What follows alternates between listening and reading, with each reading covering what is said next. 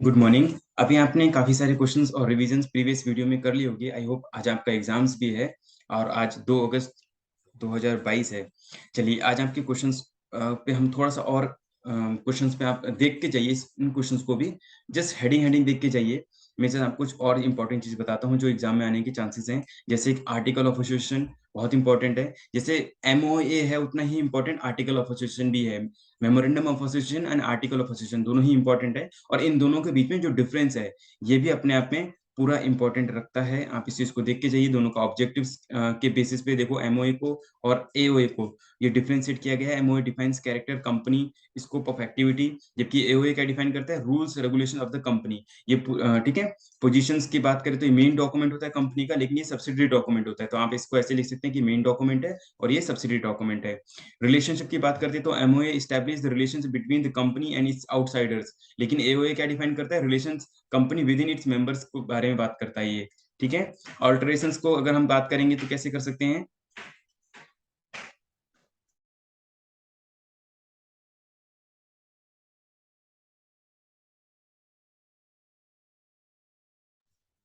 Alteration की अगर हम बात करें तो alteration MOA requires approval of a statutory authority, जबकि हम अगर इसकी बात करते हैं AOA can be easily altered by the passing resolutions. ठीक है। एओए को हम कैसे पास कर सकते हैं? एओए के लिए हम नॉर्मल रेजोल्यूशन से, लेकिन इसको हम स्टैट्यूटरी रेजोल्यूशन से। Ratification act beyond MOA can be not be ratified, मतलब कि अगर आप बियॉन्ड एओए के बियॉन्ड में जाके अल्ट्रा वायर्स एक्ट अगर आप कोई काम करते हैं तो एमओए को रेटिफाई नहीं किया सकता। Act beyond the AOA can be ratified by the members by, इसको हम क्या कर सकते हैं? रेटिफाइड कर सकते हैं, यानी कि करेक्शन कर सकते हैं, फिर जो किया है उसको ठीक कर सकते हैं। नेसेसरी डॉक्यूमेंट जो होते हैं, इट इज बिल्कुल नेसेसरी होता है, ये सेकेंडरी डॉक्यूमेंट होता है। तो ये प्रिंसिपल डॉक्यूमेंट इसको हम बताया था मैंने कि ये कंपनी का एक तरीके से संविधान होता है कि कंपनी कैसे बनी, कहाँ बनी, किस काम करी, क्या काम करेगी, सारी चीज बहुत इंपॉर्टेंट है, दोनों के बीच में डिफरेंशिएट करना। चलिए आइए, और की मैनेजर पर्सन भी एक क्वेश्चन है आपका, जैसे बाकी चैप्टर से मैंने लिया है कुछ पॉइंट, मैंने स्टार्टिंग के यूनिट तो डिस्कस कर दिए थे, बाकी के यूनिट है chief executive officer, managing director, whole time director, और ये सारे कुछ पॉइंट है। कंपनी सेक्रेटरी, इसके ऊपर पूरा एक इन्होंने यूनिट बनाया हुआ है आपके ऊपर कि कंपनी सेक्रेटरी क्या होते हैं, कंपनी सेक्रेटरी के काम क्या क्या हैं, तो वो चीज आपको कंपनी सेक्रेटरी के बारे में बतानी है, उसकी ड्यूटी वगैरह, उसके फंक्शंस वगैरह बतानी है। चलिए स्टार्ट करते हैं आगे। प्रोमोटर्स के बारे में ये तो ये था कि पर्सन्स कौन कौन से लायबल होते हैं जब किसी प्रिंसिपल, जो पर्सन कौन कौन से होते हैं, तो प्रोमोटर्स होते हैं सेक्शन 2 सेक्शन 9 में डिफाइन है, ऑफिसर्स इन डिफॉल्ट्स वगैरह में। और ये कौन से हैं? पर्सन्स टू हुम डायरेक्टर और इज इंटरेस्टेड और related party 276, these are the persons who are responsible और कंपनी। एक मैनेजिंग डायरेक्टर, या sorry meaning of director, appointment और क्वालिफिकेशन, ये भी एक इंपॉर्टेंट यूनिट है आपका जो डायरेक्टर से था, कि डायरेक्टर की कैसे अपॉइंटमेंट वगैरह क्वालिफिकेशन, इसको जरूरी पर देख लीजिए। कुछ और दूसरे क्वेश्चंस को बताता हूँ मैं। शेयर इश्यूज कैसे होते हैं? और अच्छा, शेयर्स का एक और क्वेश्चन इंपॉर्टेंट था, शेयर का ट्रांसमिशन एंड ट्रांसफर। ये दो इंपॉर्टेंट क्वेश्चन है ये भी, कि जिसमें आपको ट्रांसफर कब होता है, ट्रांसमिशन कब होता है। ट्रांसफर जब होता है जब खुद से आप करते हैं ट्रांसफर, तो आप उसे क्या कहते हैं? ट्रांसफर कहते हैं। Transfer shares means voluntary transfer of shares by a member of company favour of another person, जब आप खुद एक पर्सन का। लेकिन ट्रांसमिशन क्या होता है? In take place where operation of law, यानी कि कानून जब किसी जबरदस्ती, जैसे ललित मोदी से या फिर विजय माल्या से ले लेता है, या फिर डिसीज हो जाता है, डेथ। देखिए ऑपरेशन ऑफ लॉ कब काम करता है? ऑपरेशन ऑफ किसी ट्रांसमिशन, नोटिस कीजिएगा आप यहाँ पर, ट्रांसमिशन कब होता है? या तो डेथ हो जाए, या तो इंसॉल्वेंस, पागल हो जाए, या इंसेनिटी हो जाए, या फिर कोई और पर्सन, दिवालियापन जैसे भी आ गया इसमें, इंसॉल्वेंसी, जैसे वीरज माल्या का वगैरह इंसॉल्वेंट हो गया, अब इनके शेयर्स ले लो और ऑप्शंस करके बैंकों को लोन वगैरह पे करो। और ये कब किया जाता है? डजन with member want to sell, जब ये मेंबर ट्रांसफर ऑफ शेयर कब किया जाता है? जब मेंबर खुद करना चाहता है, लेकिन ट्रांसमिशन उसे जबरदस्ती ऑपरेशन ऑफ लॉ करवाता है। याद रखिए ऑपरेशन ऑफ लॉ। ठीक है। नेचर ऑफ एक्शन क्या होता है इसमें? वॉलंटरी एक्शन होता है इसमें, लेकिन यहाँ पे इनवॉलंटरी एक्शन होता है। इनवॉलंटरी एक्शन इसमें ध्यान लिखा हुआ है, आप ध्यान से देख सकते हैं। और पार्टीज इन्वॉल्व कौन कौन सी होती है? ट्रांसफर और ट्रांसफरी, दो पार्टीज होती है, लेकिन इसमें क्या होता है? एक नॉमिनी होता है, अगर डिसीज केस में, डेथ के केस में, उसके जो जो बेटे को या फिर उसके नॉमिनी को शेयर ट्रांसमिट हो जाते हैं, उस केस में नॉमिनी या फिर कोई लीगल रिप्रेजेंटेटिव है, उसको ये सारी चीजें मिल जाती हैं। तो ये ट्रांसफर और ट्रांसमिशन ऑफ शेयर्स, ये भी एक इंपॉर्टेंट टॉपिक है। अच्छा, शेयर्स जब इशू होते हैं, शेयर सर्टिफिकेट जैसे इशू होता है, उसके प्रोसीजर क्या है? एक तो जब बोर्ड ऑफ मेंबर इसको जो है बोर्ड मीटिंग होती है, उसमें रेजोल्यूशन पास किया जाता है, special resolutions board member hold करते हैं। लेटर ऑफ ऑफर प्रिपेयर किया जाता है। सब्सक्रिप्शन पीरियड तैयार किया जाता है कि हम जो इतने 90 डेज 10 डेज जो भी इतने दिन के अंदर सब्सक्रिप्शन मिल जानी चाहिए।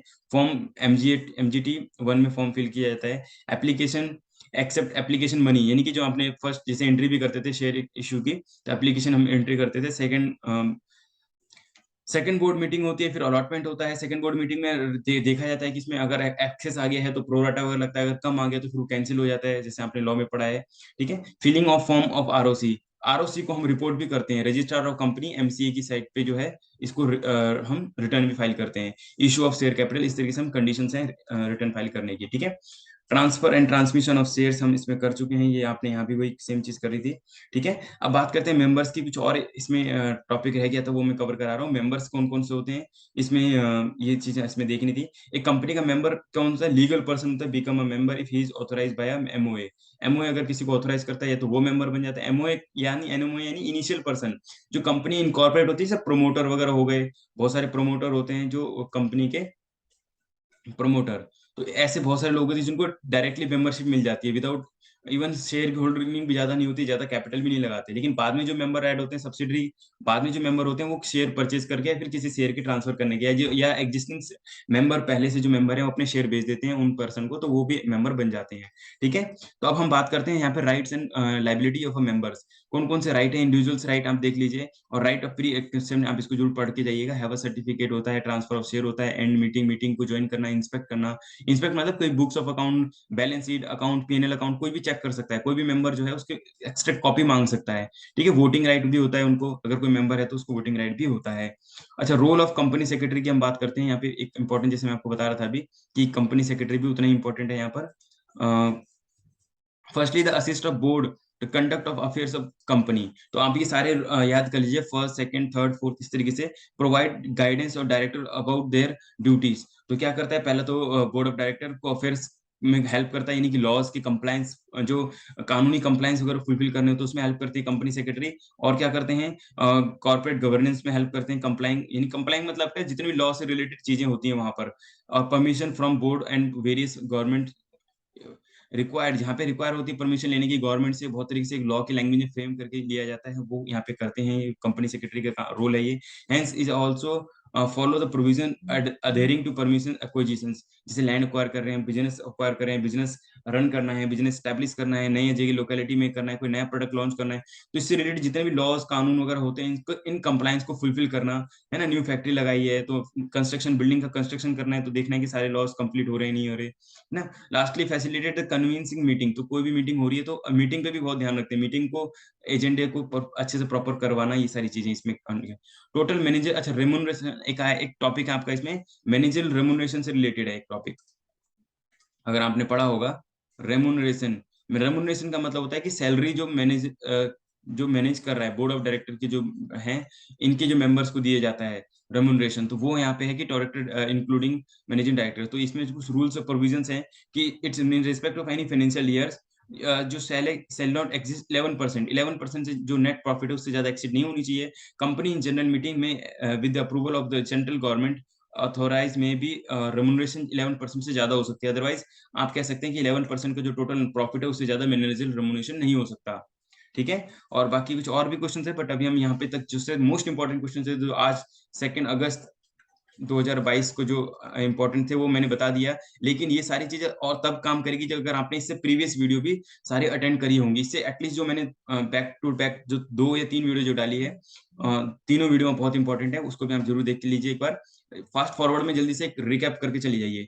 परचेज ऑफ मोड, ये यहाँ पे बायबैक का ये क्वेश्चन है। अगर आप देखिए, अगर बायबैक का क्वेश्चन आएगा तो इसमें परचेज मोड कैसा होना चाहिए, वो 3 तरीके से, फ्री रिजर्व से होना चाहिए, सिक्योरिटी प्रीमियम से होना चाहिए, proceed of issue of new share से अगर हम कर सकते हैं तो बायबैक का केस में था, बायबैक ऑफ शेयर्स या सिक्योरिटीज अगर क्वेश्चन आता है तो। चलिए, thank you, all the best. आप अच्छे से फुल पेपर लिख के आइए, उसका बैक कमेंट में भी आप इसमें रिस्पॉन्स बता सकते हैं। Thank you.